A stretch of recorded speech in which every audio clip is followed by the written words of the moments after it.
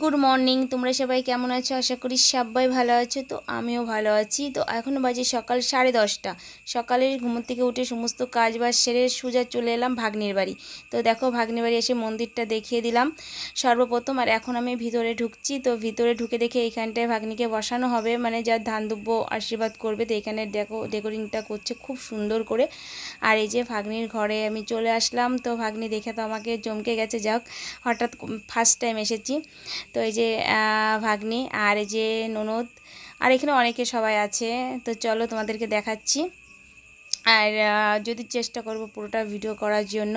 এটা বড় ভাগ্নি, এই ভাগ্নির কলকাতায় বিয়ে হয়েছে। আর এই যে আমার বুনু, ছোট্ট বুনু, এখন সাজুগুজু করছে। আর এই একটা আমাদের দিদি হয় সম্পর্কে, আমার মেয়ে যে শুয়ে পড়েছে, যেই ক্লান্ত হয়ে গেছে।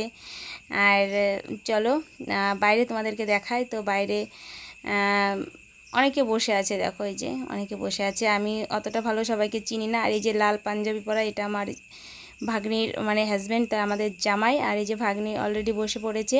এই যে শাশুড়ি মা ওকে ধান দুব্য দিয়ে আশীর্বাদ করছে। তো চলো দেখতে থাকো।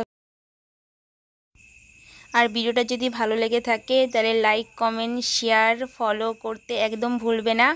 তো চলো দেখতে থাকো বন্ধুরা, টাটা।